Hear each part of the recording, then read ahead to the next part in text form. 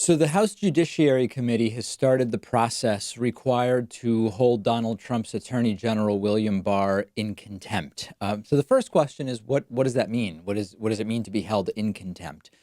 In very simple terms, contempt is when somebody disobeys or ignores or disrespects the authority of a duly empowered body. Now, oftentimes we talk about being held in contempt of court, but it also applies to legislative bodies. And in this particular case, we're talking about Congress, contempt of Congress, the House of Representatives.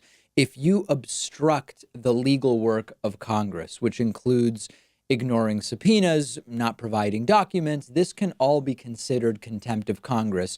And that's exactly what Democrats are alleging or will allege that William Barr did. He failed to comply with legal congressional subpoenas when Congress requested the unredacted Robert Mueller report, and William Barr didn't provide it. Now, this would just be step one of the process of actually holding Barr in contempt. And I don't think that's a process that will ever actually be followed through to its full conclusion. And I'll explain that in a moment. But step one is for the committee to vote on this tomorrow, Wednesday. Now, it's important to know that even though Barr released the redacted report, the unredacted report still has not been released. And Chairman of the House Judiciary Committee, Jerry Nadler, says he'd consider postponing tomorrow's vote on contempt against Barr if Barr gives them the full unredacted report. No indication right now that that's actually going to happen. But the most interesting thing about this is not the specifics of getting the unredacted report. I think they should have the unredacted report. The most interesting thing about this is not whether Barr will actually be held in contempt, because I don't think he will, and I'll tell you why in a second. What's riveting about this is that this contempt of Congress charge was one of the three things in the articles of impeachment against Richard Nixon back in 1974. I told you last week that Trump 2019 is looking more and more like Nixon 1974. And yesterday on the show, I did a story outlining how the difference between 2019 and 1974 isn't that what Nixon did is worse than what Trump has done.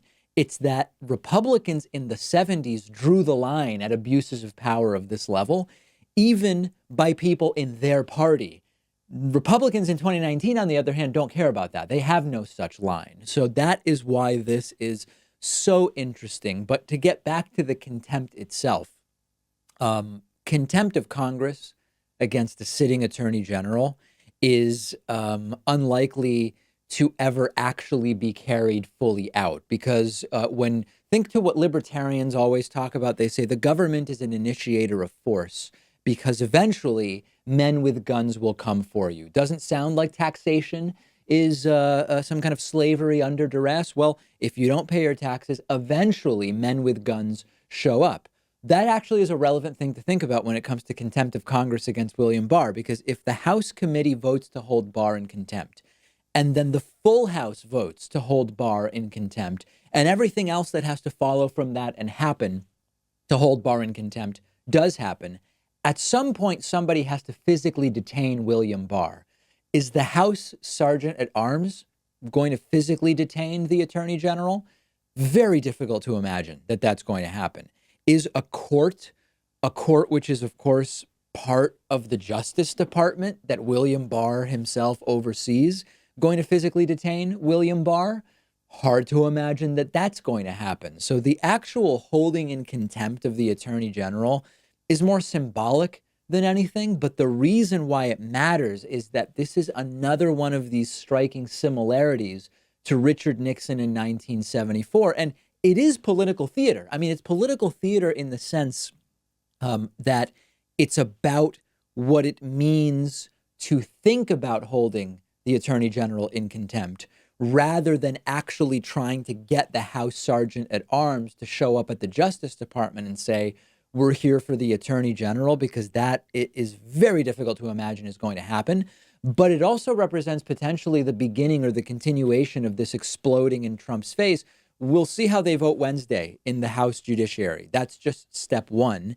And ultimately, we'll see if the unredacted Mueller report comes out, whether the full House ends up taking this up, and how this all impacts the sort of particulars and logistics. But once again, if we think about Trump 2019, Nixon 1974. You look at those 3 articles of impeachment that were filed against Nixon, which ultimately didn't remove him because Nixon saw the writing on the wall and resigned in 1974. The 3 things that were contained in the articles of impeachment against Nixon in 74 are all things that the Mueller report provides evidence of Donald Trump having done. And once again, the general atmosphere is contempt of Congress by an attorney general gives us another reminder of Nixon 1974. We'll follow it for sure.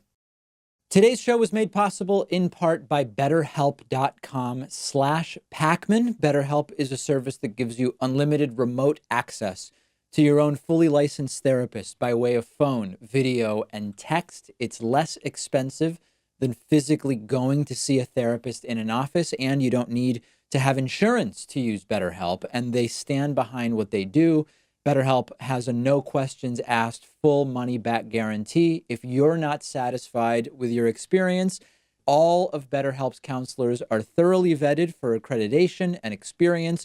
It's all spelled out in their terms of service. BetterHelp requires all of its counselors to be fully trained and licensed, and they must have at least 3 years and 2,000 hours of counseling experience, so you know that your counselor is qualified to help you. But if you don't think your counselor is the right fit for you, BetterHelp makes it easy to switch to a new one. If you've been thinking about getting involved with a therapist, you should really check out BetterHelp. Just click the link underneath this video.